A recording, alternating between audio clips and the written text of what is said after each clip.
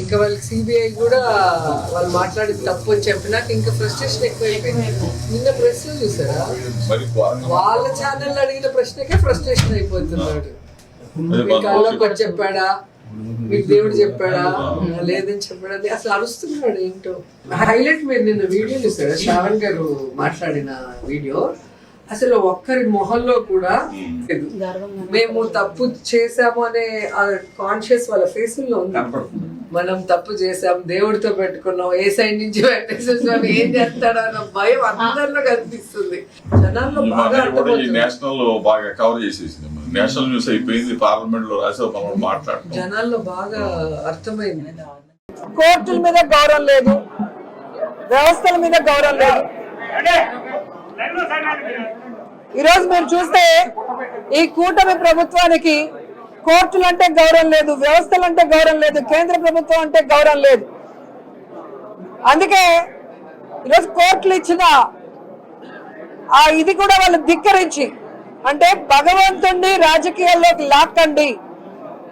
CBI ఇచ్చిన report లో ఎక్కడా కూడా జంతు కొవ్వు పంది కొవ్వు కలవలేదని చెప్పినా కూడా వాంటెడ్ గా ఫ్లెక్సీలు వేసి జగనన్న ఫోటో, కరుణాకర్ రెడ్డి గారి ఫోటో, అలాగే సుబ్బారెడ్డి గారి ఫోటో పెట్టి అబద్ధాలు ఇంకా ఏదో కలిసింది అని చెప్పి ఇంకా ఇంకా లడ్డు పవిత్రతను దిగజార్చే విధంగా వెంకటేశ్వర స్వామి భక్తుల మనోభావాలు దెబ్బతినే విధంగా చేస్తూ ఈరోజు రెచ్చగొట్టింది వాళ్ళు. ఆ ఫ్లెక్సీలు తీసేయండి, లేదంటే అది కంటెంప్ట్ ఆఫ్ కోర్టు, లేదా రేపు మేము వచ్చి తీస్తాము అని చెప్పి గౌరవంగా అంబేద్కర్ చెప్పి వెళ్ళినా కూడా తీయకుండా ఏ విధంగా రాడ్లతో కర్రలతో వచ్చి రెచ్చగొట్టి ఈ రోజు ఆయన ఏదో అన్నాడని ఆయన మీద కేసు పెట్టారు. కానీ ఆయనను తిట్టిన గ్రంథాలయం చైర్మన్ ఆ లేడీని పబ్లిక్ గా ఎన్ని మాట్లాడింది, ఆమె వయసు ఏంటి, ఆ మాట్లాడింది మాట్లాడి ఆవిడ మీద ఎందుకు కేసు పెట్టలేదు? అలాగే మాధవి వాళ్ళ మగుడు, వాళ్ళిద్దరు పబ్లిక్ గా డామేజ్ చేశారు వాళ్ళ ఇంటిని కార్ని, ఎందుకు కేసులు పెట్టలేదు? అలాగే మీరు చూస్తే అరవ శ్రీధర్ ఆడవాళ్ళ జీవితాల్ని నాశనం చేస్తూ అసెంబ్లీ నుంచి కూడా, అసెంబ్లీకి ఎందుకంటే మనం వెళ్ళేది చట్టాలు చేయడానికి, ప్రజల సమస్యలు తీర్చడానికి, అక్కడ కూర్చొని సరసాలాడుతూ వీడియోలు చేసిన ఈ పెద్ద మనిషిని ఈరోజు శిక్షించకుండా, కేసు పెట్టకుండా పవన్ కళ్యాణ్ ఒక కమిటీ వేశాడు. అంటే తప్పించుకోవడానికి ఒక కమిటీ వేసి చేతులు దులుపుకోవటం. ఇక్కడేమో చంద్రబాబు నాయుడు సాక్షాత్తు సిబిఐ చెప్పిన తర్వాత కూడా దీంట్లో కలవలేదు జంతు కొవ్వు పంది కొవ్వు అన్నా కూడా ఈయన ఒక కమిటీ వేస్తాడు. ఎందుకంటే దాంట్లో ఉంది అని చెప్పడానికి, వీళ్ళ మనుషుల్ని వేసుకోవడానికి. నేను చంద్రబాబు నాయుడిని సూటిగా అడుగుతున్నాను, ఈ రోజు సిబిఐకి మీరు ఇచ్చిన శాంపుల్స్ ఏవైతే ఉన్నాయో 2024 జూన్ 12th మీరు అధికారంలోకి వస్తే 2024 July 6th and July 12th samples collect చేశారు. వాటిల్లో ఎటువంటి జంతు కొవ్వు పంది కొవ్వు కలవలేదని చెప్పారు. కానీ మీరు చెప్పినట్టుగా కెమికల్స్ ఏవో కలిసి ఉన్నాయంటే మరి ఆ రోజు అప్పుడున్న వ్యక్తి అది నాసి రకం అని పక్కన పెడితే ఆ ట్యాంకర్లు మీరు ఎందుకు యూజ్ చేశారు? అప్పుడు అధికారంలో ఉన్నది మీరు కాదా? ఆ నాసి రకంది వాడిన తప్పు మీది కాదా? దీనికి వైసీపీకి, దీనికి జగన్మోహన్ రెడ్డి గారికి ఏం సంబంధం అని నేను అడుగుతున్నాను. మరి ఎందుకు కమిటీ వేస్తున్నారు? ఏం చేయాలని, ఎవరి పేర్లు ఇరికించాలని జనం అంతా కూడా గమనిస్తున్నారు. మీరు ఈరోజు అంబేద్కర్ గారి రాజ్యాంగాన్ని పక్కన పెట్టి రెడ్ బుక్ రాజ్యాంగంతో ముందుకు వెళ్ళాలనుకుంటున్నారు. ఇలాంటి ప్రభుత్వం ఈ రాష్ట్రంలో ఉండటానికి వీలు లేదు అని మేము ప్రజలు ముక్త కంఠంతో చెప్తున్నాం.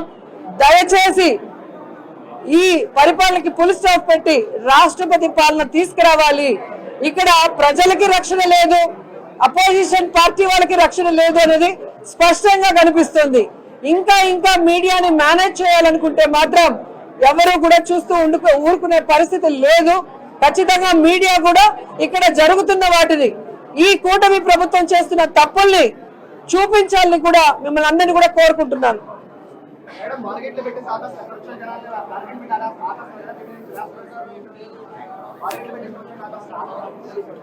సో అరచేతితో సూర్యుడిని ఆపటం వీలవుతుందా మీరు చెప్పండి? ఈరోజు జగన్మోహన్ రెడ్డి గారి మీద అవర్షంతో, మా మీద ప్రేమతో మాకు ఓట్లు వేశారని చెప్పుకునే చంద్రబాబు నాయుడు ఎందుకు మరి జగన్ వస్తుంటే పోలీసుల్ని పరుగులు తీయించి బ్యారికేడ్లు పెట్టి ప్రజల్ని ఆపుతున్నారని నేను అడుగుతున్నాను.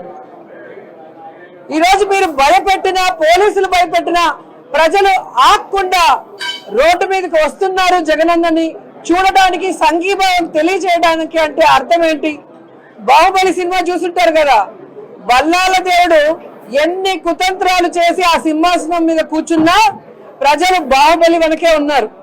కాబట్టి వీళ్ళు ఈవీఎంలతో గెలిచిన ఎంపీలు, ఈవీఎంతో గెలిచిన ఎమ్మెల్యేలు, ఈవీఎంతో గెలిచిన మినిస్టర్లు, ఈవీఎంతో గెలిచిన డిప్యూటీ సీఎం, ఈవీఎంతో గెలిచిన సీఎం గారు భయపడే ప్రజలు ఏపీలో ఎవరూ లేరన్న విషయం వాళ్ళు తెలుసుకోవాలి.